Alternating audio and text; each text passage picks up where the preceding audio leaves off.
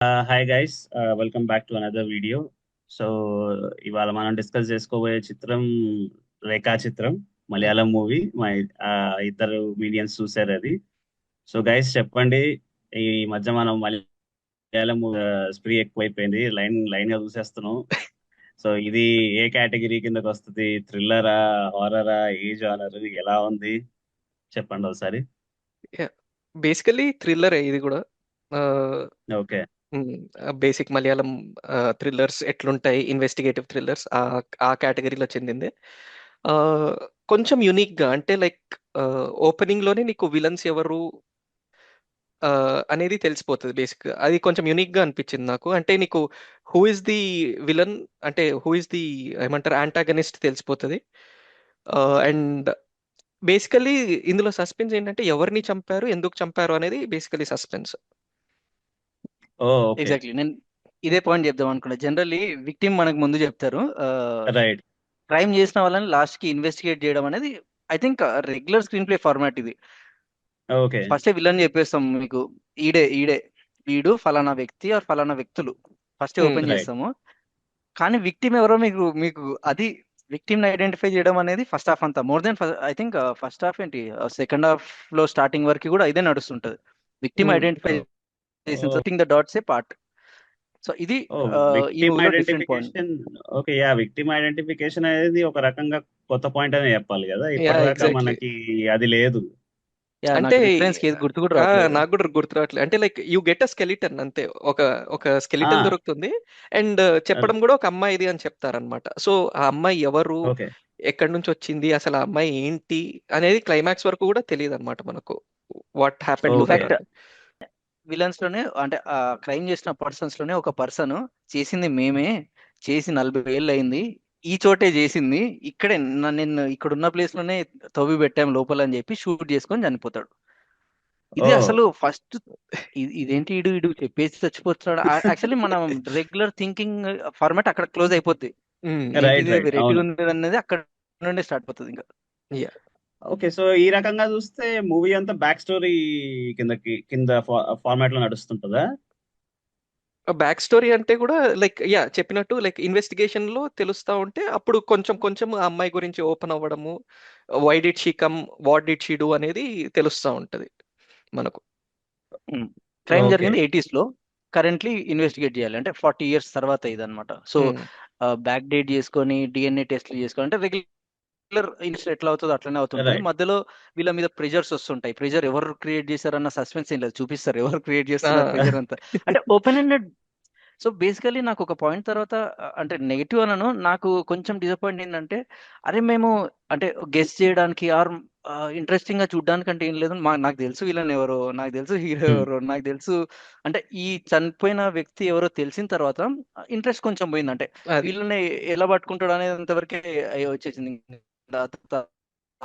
Thrill point ఏం లేదు, ఆ అమ్మాయి ఎవరో తెలుసుకోవడం వరకే, ఓకే. ఆ క్రైమ్ ఏంటో కొంచెం గెస్ చేసే వరకు అక్కడ వరకే. ఐ థింక్ అంతే. నాకైతే మూవీ అయిపోయింది ఇంకా అక్కడ. ఎగ్జాక్ట్లీ, నాది కూడా ఓకే. Same complaint actually. అంటే ఒక ఒక స్టేజ్ వచ్చిన తర్వాత టూ మచ్ కన్వీనియంట్ గా తీసుకెళ్ళిపోయాడు క్లోజర్ కి. ఏదైతే ఓకే. ఇన్వెస్టిగేషన్ కొంచెం చాలా పకడ్బందీగా రాసుకున్నాడో అది కొంచెం ఓపెన్ అయ్యే కొద్దీ ఇంకా మోటివ్ అంతా తెలిసిపోయిన తర్వాత ఇట్స్ వెరీ కన్వీనియంట్ గా క్లోజ్ చేశాడు. అంటే దానికి కూడా ఓకే. అంటే లైక్ ఒక సినిమా, అంటే ఒక పాత మలయాళం సినిమా మమ్ముట్టి సినిమా, అది రెఫరెన్స్ పెట్టుకుంటానే వచ్చాడు. I like Yeah. That that reference also basically. మనకు ఇది అవును. ఓకే. ఏఐ జనరేటెడ్ మమ్ముట్టి కూడా కనిపిస్తా ఉంటాడు. Oh, okay. Okay. Yeah. So అదొకటి. యాక్చువల్లీ నా నెక్స్ట్ క్వశ్చన్ ఆన్సర్ చేస్తారు మీరు. నేను అదే చెప్దాం అనుకుంటున్నా. నీకు విలన్ డిస్క్లోజ్ అయిపోయాడు అండ్ క్రైమ్ థ్రిల్లర్ అంటున్నాం మనము. ఎంగేజింగ్ గా తీసుకెళ్ళగలిగాడా త్రూ అవుట్ ద మూవీ అని అడుగుదాం అనుకున్నాను, but you guys have already answer yeah. That part. So so నాకైతే అక్కడ last 20 minutes he took very convenient route, చాలా సినిమాటిక్ లిబర్టీ తీసుకొని వెళ్ళిపోయాడు అని అనిపించింది. But apart from that okay. చాలా కొంచెం ఎంగేజింగ్ గానే ఉంటుంది. అంటే మరి చాలా సస్పెన్స్ అంటూ ఏముండదు, బట్ యా ఎంగేజింగ్ గా తీశాడు. కొంచెం డ్రామా ఓకే. ఎక్కువ ప్లే ఉంటుంది. బికాస్ అంటే ఒక ఒక మూవీ షూటింగ్ లో జరిగిన సీన్, బ్యాక్గ్రౌండ్ ఆర్టిస్టులు ఉంటారు, జూనియర్ ఆర్టిస్టులు ఉంటారు, యాక్టర్స్ ఉంటారు, డైరెక్టర్స్ ఉంటారు. సో ఈ ఇన్వెస్టిగేషన్ ప్రాసెస్ అంతా ఆ మూవీలో రిలేటెడ్ ఉన్న డైరెక్టర్స్, జూనియర్ ఆర్టిస్ట్ సప్లయర్స్ వీళ్ళని పోలీస్ కనెక్ట్ అవ్వడం అనేది స్టోరీ అన్నమాట. సో మనకి ఆబ్వియస్లీ అది రియల్ మూవీ యాక్చువల్లీ, అంటే మలయాళంలో రియల్ గా ఉన్న మూవీ. సో మనకి ఏమనిపిస్తుంది అంటే ఓకే చూసేటప్పుడు ఇది రియల్ స్టోరీనా ఏంటి అన్న ఒక చిన్న, ఆబ్వియస్లీ ఫిక్షన్ అది అందరికి తెలుసు, బట్ అండ్ మమ్మూటి కూడా ఓకే కనిపించడం వల్ల, అంటే మమ్మూటిని ఎవరో యాక్టర్ చూపిస్తారు, చెయ్యి చూపిస్తారు, హెడ్ చూపిస్తారు అనుకుంటాం, డైరెక్ట్ ఫేస్ టు ఫేస్ చూపించే వరకు రైట్ రైట్ అది కొంచెం ఐ థింక్ మలయాళం ఆడియన్స్ ఇంకా థ్రిల్ అవుతారు ఆ మూవీ ఆల్రెడీ చూసిన వాళ్ళు. ఏంటి నిజంగానే ఈ అమ్మాయి ఓకే ఆ మూవీలో ఉందా, అంటే ఈ అమ్మాయి ఆ మూవీలో ఒక సీన్ లో క్యాప్చర్ అవుతుంది. అది ఇంపార్టెంట్ ఎవిడెన్స్ ఓకే అన్నమాట మూవీకి. సో నిజంగానే ఉందా ఓకే అని ఐ థింక్ మలయాళీ ఆడియన్స్ చాలా చాలా థ్రిల్ ఫీల్ అయి ఉంటారు ఆ యా విషయంలో. సో ఆ పాయింట్ వల్ల మూవీ లాస్ట్ వరకు వస్తాము. అండ్ నాకు యాక్చువల్లీ ఆ ఓకే పే ఓకే ఆఫ్ బాగా నచ్చింది. అంటే యాక్చువల్లీ హీరోని విలన్ అనే వాళ్ళు ట్రాఫిక్ డిపార్ట్మెంట్ కి షిఫ్ట్ చేసి రోడ్ మీద వెళ్ళేటప్పుడు దే హ్యావ్ లుక్ అన్నమాట. Villain and hero have okay look. అది మళ్ళీ క్లైమాక్స్ లో సేమ్ ఒక ఫేస్ టు ఫేస్ ఇంటరాక్షన్ ఉంటది. హిల్ బి వెయిటింగ్ అనమాట హీరో బయట, విలన్ వస్తాడు నన్ను చూస్తాడు అని. ఆ పే ఆఫ్ బాగా నచ్చింది నాకు. అంటే ఆ సీన్ చాలా బాగా రాసుకున్నాడు. వీళ్ళు అండ్ పే ఆఫ్ లు బాగా రాసుకుంటున్నారు ఈ మధ్య. మనం అవును, లాస్ట్ కూడా ఒకటి చూసాము, నజరియాత్, సారీ పేరు మర్చిపోయాను, సూక్ష్మదర్శిని. వీడియో చేశాను కదా, సూక్ష్మదర్శిని. సూక్ష్మదర్శి. దానికి కూడా పే ఆఫ్ సీన్ ఉంటుంది. స్టార్టింగ్ ఎలా స్టార్ట్ అవుతుందో ఎండింగ్ అలా అదే సీన్ ఎగ్జాక్ట్లీ. తో ఎండ్ అవుతుంది. Exactly. Okay. So technical departments already cover చేసాం మాక్సిమం మనం. స్క్రీన్ ప్లే మీరు ఆల్రెడీ చెప్పేశారు. Facing of the movie and engaging ఎలా ఉంది అనే దాన్ని బట్టి అర్థం అవుతుంది. To some extent screen play is good. ఆ తర్వాత ఫ్లాట్ నేరేషన్ అయిపోయిందని అయితే తెలుస్తుంది. సో ఇప్పుడు కమింగ్ టు లీడ్ యాక్టర్స్, ఎవరు ఎలా చేశారు? ఆసిఫ్ అలీ సేమ్, అంటే like he's been continuing his regular investigative roles లానే ఉంటది. తలవన్ అనే ఒక మలయాళం ఓకే మూవీ ఉంది, సేమ్ అది చేశాడు. కిష్కింద కాండంలో కూడా ఆల్మోస్ట్ సేమ్ రోల్ చేసినట్టున్నాడు. యా, సో ఇందులో కూడా same thing, like he's a cop. అంటే వాడికి ఒక చిన్న బ్యాక్ స్టోరీ ఇచ్చారు, like he plays online rummy, కొంచెం డబ్బులు సంపాదించు. ఓకే అది లైక్ ఒక 2-3 సీన్స్ లో వాడిని డిగ్రేడ్ చేయడానికి వాడుకున్నారు కానీ, బట్ ఓవరాల్ గా he did a good job. అంటే లైక్ ఓకే ఒక ఒక సీన్ లో ఫ్రస్ట్రేషన్ వస్తుంది అనమాట, like they are taking away the case from him అని. సో ఆ ఫ్రస్ట్రేషన్ అంతా బాగా చూపించారు. And the lady who did it, Anaswara Rajan, Neru అనే మోహన్ లాల్ సినిమాలో she did that role of a blind girl. So ఆమె కూడా బాగా చేసింది. అంటే she has good screen presence basically, and ఆమె ఓకే చేయడం కూడా బాగా చేసింది. Okay and other supporting actors ఎక్కువ నోటీస్ సపోర్ట్ అయ్యేది వీళ్ళేనా, లేకపోతే వేరే నోటబుల్ క్యారెక్టర్స్ ఏమైనా ఉన్నాయా? ఉంటాయి, అంటే విలన్స్ ఆబ్వియస్లీ ఫస్ట్ నుంచి మేము ఎవరైతే చెప్తున్నామో వాళ్ళ ఫేస్ ఉంటాయి. అండ్ ఒక లేడీ క్యారెక్టర్ నేను ఎవరైతే ఉన్నానో ఆ ఫేస్ హైడ్ చేస్తారు లాస్ట్ వరకు. సో ఇందాక ఓకే విలన్స్ ముందే తెలుసు అన్నప్పుడు ఆ ఒక్క పర్సన్ ని హైడ్ చేస్తారు. ఐ థింక్ అదొకటి కొంచెం థ్రిల్లింగ్ ఎలిమెంట్ లాస్ట్ వరకు. ఆ పర్సన్ ఉంటుంది, ఓకే అంటే ఫస్ట్ లో సీన్స్ చూపించాడు, ఫేస్ కనిపించదు కానీ ఎగ్జిస్టెన్స్ తెలుసు, ఈ పర్సన్ ఉంది ఇక్కడ ఇక్కడ ఇక్కడ అని. లాస్ట్ లో ఆ పర్సన్ క్రైమ్ కి ఎక్కడ రిలేటెడ్ అనేది అదొకటి థ్రిల్లింగ్ ఎలిమెంట్. సో ఆ యాక్ట్రెస్ ఎవరో బాగా చేసింది. అండ్ విలన్ ఆబ్వియస్లీ ఆయన ఇది వరకు సినిమాలో చూసాం మలయాళం దాంట్లో. Okay. So one last question నా సైడ్ నుంచి. వై రేఖా చిత్రం మూవీకి నేమ్ ఏమన్నా రిలవెన్స్ ఉందా స్టోరీకి, లేకపోతే యాజ్ జస్ట్ నేమ్ లాగా పెట్టేశారా, లేదా స్టోరీతో ఏమైనా లింక్ ఉంటుందా?